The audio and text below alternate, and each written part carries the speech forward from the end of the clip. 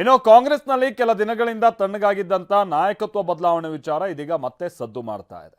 ಸಂಕ್ರಾಂತಿ ಬಳಿಕ ರಾಜ್ಯ ರಾಜಕೀಯದಲ್ಲೂ ಕ್ರಾಂತಿ ಆಗುತ್ತೆ ಅನ್ನುವಂತ ಕೆಲ ಮಾತುಗಳು ಹರಿದಾಡ್ತಾ ಇವೆ. ಇದರ ಬೆನ್ನಲ್ಲೇ ಇವತ್ತು ಮಲ್ಲಿಕಾರ್ಜುನ್ ಖರ್ಗೆ ಅವರನ್ನ ಭೇಟಿ ಮಾಡಿದ ಡಿ.ಕೆ. ಶಿವಕುಮಾರ್ ಸುಮಾರು 45 ನಿಮಿಷಗಳು ಚರ್ಚೆ ಮಾಡಿದ್ದಾರೆ. ಬನ್ನಿ ಏನಾಗ್ತಾ ಇದೆ ರಿಪೋರ್ಟ್ ಅಲ್ಲಿ ನೋಡ್ಕೊಂಬರೋಣ.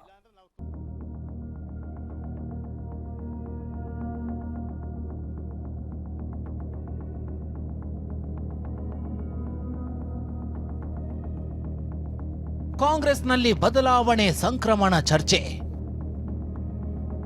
ಮಲ್ಲಿಕಾರ್ಜುನ್ ಖರ್ಗೆ ಜೊತೆಗೆ ಡಿಕೆ 45 ನಿಮಿಷ ಮಾತು.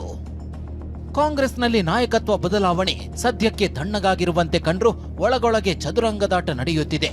ಸಂಕ್ರಾಂತಿ ಹತ್ತಿರ ಬರ್ತಿದ್ದಂತೆ ಮತ್ತೆ ಪವರ್ ಶೇರಿಂಗ್ ಫೈಟ್ ಆರಂಭವಾಗಿದೆ. ಇವತ್ತು ಡಿಸಿಎಂ ಡಿ.ಕೆ. ಶಿವಕುಮಾರ್ ಬೆಂಗಳೂರಿನ ಸದಾಶಿವನಗರದಲ್ಲಿರುವ ಎಐಸಿಸಿ ಅಧ್ಯಕ್ಷ ಮಲ್ಲಿಕಾರ್ಜುನ್ ಖರ್ಗೆ ನಿವಾಸಕ್ಕೆ ಆಗಮಿಸಿದ್ರು. ಸುಮಾರು 45 ನಿಮಿಷ ಮಾತುಕತೆ ನಡೆಸಿದ್ರು. ಇದಾದ ಬಳಿಕ ಒಂದೇ ವಿಮಾನದಲ್ಲಿ ಖರ್ಗೆ ಜೊತೆ ಡಿಕೆ ಕಲಬುರಗಿಗೆ ಪ್ರಯಾಣ ಬೆಳೆಸಿ ಯಡ್ರಾಮಿಯ ಕಾರ್ಯಕ್ರಮದಲ್ಲಿ ಭಾಗಿಯಾದರು.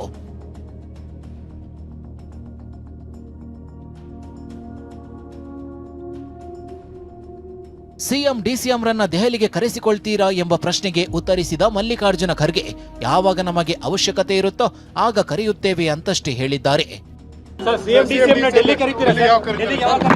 ನೋಡಿ, ಯಾವಾಗ ನಮಗೆ ಅವಶ್ಯಕತೆ ಇರ್ತದೋ ಅವಾಗ ಕರೀತೇವೆ.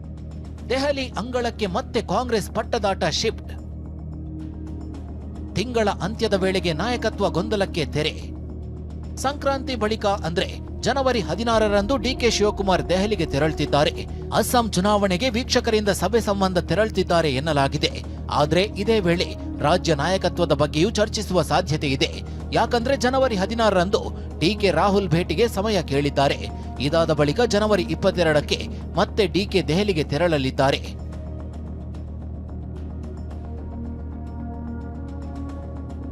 ಈ ಮಧ್ಯೆ ನಾಳೆ ಲೋಕಸಭಾ ವಿಪಕ್ಷ ನಾಯಕ ರಾಹುಲ್ ಗಾಂಧಿ ಮೈಸೂರಿಗೆ ಆಗಮಿಸಲಿದ್ದಾರೆ. ಏರ್ಪೋರ್ಟ್ನಲ್ಲಿ ಸಿಎಂ ಡಿಸಿಎಂ ರಾಹುಲ್ ರನ್ನ ಸ್ವಾಗತಿಸಲಿದ್ದಾರೆ. ಇನ್ನು ನಿನ್ನೆ ಒಕ್ಕಲಿಗ ಕಾರ್ಯಕ್ರಮದಲ್ಲಿ ಡಿಸಿಎಂ ಡಿ.ಕೆ. ಶಿವಕುಮಾರ್ ಕುಮಾರಸ್ವಾಮಿಗೆ ಟಕ್ಕರ್ ಕೊಟ್ಟಿದ್ರು. ನನ್ನ ಜಾತಿಯವರೇ ನನಗೆ ಟೀಕೆ ಮಾಡ್ತಿದ್ದಾರೆ, ಹಿಂದೆ ಮುಂದೆಯಿಂದ ಚಾಕು ಹಾಕುತ್ತಿದ್ದಾರೆ ಅಂತ ಹೇಳಿದ್ರು. ನಮ್ಗೆಲ್ಲ ಬಿಡಿತಾರವ್ರು ಯಾರು? ಬೇರೆ ಯಾರು ಬಿಡಿತಾವ್ರ? ನಮ್ ಸ್ವಂತ ಜನನೇ, ನಮ್ ಸ್ವಂತ ಜಾತಿಯವರೇ ನನ್ನ ದಿನ ಬೆಳಿಗ್ಗೆ ಟೀಕೆ ಮಾಡ್ತಾವ್ರೆ. ನನ್ಗೆ ಸಿಕ್ಕಿಲ್ವಲ್ಲ, ಇವ್ ಸಿಗ್ತಾ ಇದ್ದಲ್ಲ, ಅದಾಗ್ತಾರಲ್ಲ ಅಂತ ದಿನ ಒಸಗ್ತಾ ಇದ್ದಾರೆ, ಏನೇನೋ ಮಾಡ್ತಾ ಇದಾರೆ. ಏನೆಲ್ಲ ನನಗೆ ಹಾಕ್ತಾ ಇದಾರೆ, ಟಿವಿಗಳಲ್ಲಿ ಹಾಕ್ತಾ ಇದಾರೆ, ಇನ್ಸ್ಟಾಗ್ರಾಮ್ ಅಲ್ಲಿ ಹಾಕ್ತಾ ಇದಾರೆ, ಸೋಷಿಯಲ್ ಮೀಡಿಯಲ್ಲಿ ಹಾಕ್ತಾ ಇದಾರೆ. ನೀವು ತೆಗ್ದು ನೋಡಿ, ನನಗೆ ಚಚ್ಚಾಕೋತವ್ರೆ. ಹಿಂದೆಯಿಂದನೂ ಚಾಕ್ ಹಾಕ್ತಾ ಇದಾರೆ, ಮುಂದೆಯಿಂದನೂ ಚಾಕ್ ಹಾಕ್ತಾ ಇದ್ದಾರೆ. ಈಗ ಕುಮಾರಸ್ವಾಮಿ ಸಹಿತಪ್ಪ ಎಷ್ಟು ಪ್ರಾಮಾಣಿಕವಾಗಿ ದುಡ್ದಿದೆ ಅಂದ್ರೆ ನನ್ನ ಆತ್ಮಸಾಕ್ಷಿ ಗೊತ್ತು. ಕುಮಾರಣ್ಣನೇ ಹೇಳ್ಬಿಟ್ರು, ನನ್ನ ಹಿಂದಕ್ಕಿಂತಾನೆ ಬೆಂಚೂರಿ ಇಟ್ಬಿಡ್ತಿದ್ದ ಅಂತ ಹೇಳ್ಬಿಟ್ರು. ಇಲ್ಲಿ ನೋ ಪ್ರಾಬ್ಲಮ್. ಡಿಕೆ ಈ ಹೇಳಿಕೆಗೆ ಕೌಂಟರ್ ಕೊಟ್ಟಿರೋ ಜೆಡಿಎಸ್ ಡಿಕೆಯ ಕೊನೆಯ ಅಸ್ತ್ರವೇ ಜಾತಿ ಎಂದು ಎಕ್ಸ್ ಖಾತೆಯ ಮೂಲಕ ಆಕ್ರೋಶ ಹೊರಹಾಕಿದೆ. ಪೆನ್ನು ಪೇಪರ್ ಕೇಳಿ ಅಧಿಕಾರ ಪಡೆದ ಡಿ.ಕೆ. ಶಿವಕುಮಾರ್ ಇಂದು ಅಧಿಕಾರದ ಹಪಾಹಪಿಗೆ ಜಾತಿ ಅಸ್ತ್ರ ಬಳಸಿಕೊಂಡು ಸಮುದಾಯ ಹಾಗೂ ನಾಯಕರನ್ನ ದೋಷಿಸುತ್ತಿರುವುದು ನಾಚಿಕೆಗೇಡು. ಡಿ.ಕೆ. ಶಿವಕುಮಾರ್ ಅವರೇ, ನಿಮಗೆ ರಾಜಕೀಯ ಶಕ್ತಿ ತುಂಬಿರುವ ಸಮುದಾಯದ ಜನರನ್ನ ವೇದಿಕೆಯಲ್ಲಿ ನಿಂದಿಸುವುದು ಶೋಭೆ ತರಲ್ಲ. ಸಮುದಾಯದ ಜನರು ನಿಮಗೆ ಬುದ್ಧಿ ಕಲಿಸುವ ದಿನಗಳು ದೂರವಿಲ್ಲ. ನಿಮ್ಮ ಸ್ವಾರ್ಥಕ್ಕೆ ಇದೇ ಸಮುದಾಯದ ಎಷ್ಟು ಜನರ ವಿರುದ್ಧ ಎಷ್ಟು ಕುತಂತ್ರಗಳನ್ನ ಮಾಡಿದ್ದೀರಲ್ಲವೇ. ನಿಮ್ಮ ರಾಜಕೀಯ ದಾಹಕ್ಕೆ ವಿನಾಕಾರಣ ಸಮುದಾಯವನ್ನ ಎಳೆತರಬೇಡಿ. ಮತ್ತೊಂದು ಕಡೆ ಅಪೆಕ್ಸ್ ಬ್ಯಾಂಕ್ ವಿಚಾರದಲ್ಲೂ ಕೈ ನಾಯಕರ ಜಟಾಪಟಿ ಜೋರಾಗಿದೆ.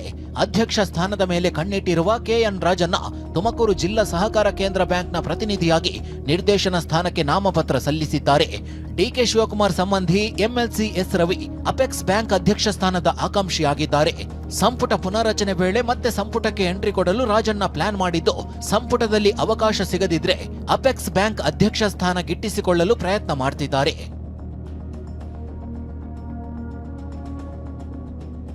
ಕಾಂಗ್ರೆಸ್ನಲ್ಲಿ ಒಳಗೊಳಗೆ ಪಟ್ಟದಾಟ ನಡೆಯುತ್ತಿದ್ದು, ಸಂಕ್ರಾಂತಿ ಬಳಿಕ ರಾಜಕೀಯ ಕ್ರಾಂತಿ ಆಗುತ್ತಾ ಅನ್ನೋದೇ ಸದ್ಯದ ಪ್ರಶ್ನೆ. Bureau report, ಟಿವಿ9.